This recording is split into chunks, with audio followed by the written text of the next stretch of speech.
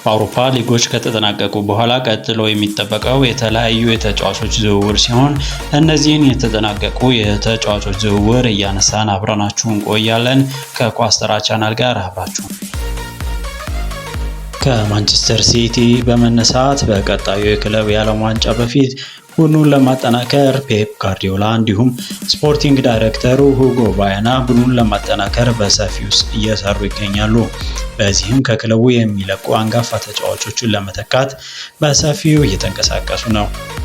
ባሳለፈው ጃንዋሪ ከተከላካይ ቦታ ጀምሮ አብዱልቃድር ኩሳኖቭን፣ ቪክቶር ራይስን፣ ኦማር ማርሙሽን እንዲሁም ኤቲቬሬን የጨመረው ሲቲ በአሁኑም ክረምት የተለያዩ ተጫዋቾችን እንደሚያስፈርም ተነግሯል። ከእነዚህም ተጫዋቾች መካከል ዝውውራቸው የተጠናቀቁትን እናያለን። ከወልቭስ ሪያን አይት ኑሪን ማግኘታቸው የተረጋገጠ ሲሆን በፈረንሳይ ተወልዶ አልጄሪያን የሚወክለው የ24 ዓመቱ የግራ ክንፍ ተጫዋች በወልቭስ ቤት ከመጣ ጀምሮ ድንቅ ብቃቱን ሲያሳይ ቆይቷል። በሲቲ አይን ሊገባም ችሏል።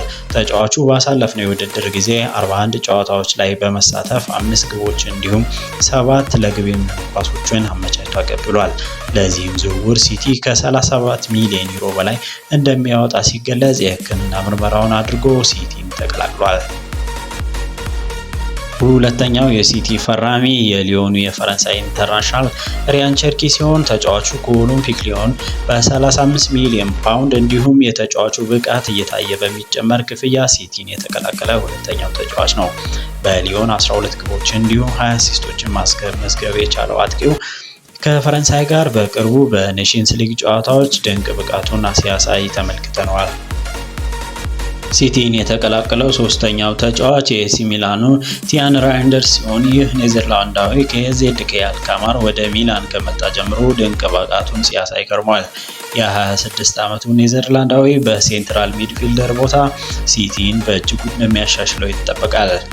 ከእነዚህም ተጫዋቾች ባሻገር ከሲቲ የሚወጡ ተጫዋቾች ተጠባቂ ናቸው።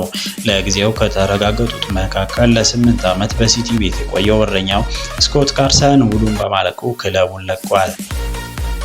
ከሲቲ በመቀጠል ቡድኑን እያጠናከረ ያለው ቼልሲ ሲሆን የሊያም ዴላፕን ፊርማ ካገኘ በኋላ ወደ አርቢ ስትራስቡርግ ፊቱን በማዞር ማማዱ ሳርን አስፈርሟል።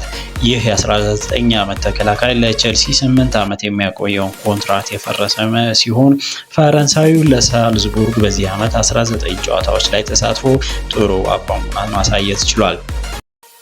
ቼልሲ ከተከላካይ በተጨማሪም በ12 ሚሊዮን ዩሮ የኤሲ ሚላኑን በረኛ ማይክ ሚኞንን ለማስፈረም ተቃርቧል። ከማንቸስተር ዩናይትድ ጋር በተያያዘ በቪክተር ዮከሬስ ዝውውር ጠንክረው እየሰሩ ሲሆን ከቡድኑ የሚያሰናብቶችም ተጫዋቾች አሉ። ከእነዚህም መካከል ክርስቲያን ኤሪክሰን፣ ቪክቶር ሊንደሎፍ እንዲሁም ጆኒ ቫንስ በይፋ የተሰናበቱ ተጫዋቾች ናቸው። ከአርሰናል ጋር በተያያዘ ከቼልሲ በውድ ፊርማ ተቀላቅሎ እንደታሰበው ያልሆነውን ኬፓ አሪዛባላጋን በ5 ሚሊዮን ዩሮ ማስፈረማቸውን ሲያረጋግጡ የማርቲን ዙቢሜንዲ ዝውውር እንደገና መነጋገሪያ ሆኗል። ከወደ ስፔን የሚወጡ መረጃዎች ሪያል ማድሪድ ተጫዋቹን ያነጋገሩ መሆኑ ሲታወቅ፣ ፋብሪዚዮ ሮማኖ ግን ተጫዋቹ ለአርሰናል እንደሚፈርም አስነብበዋል።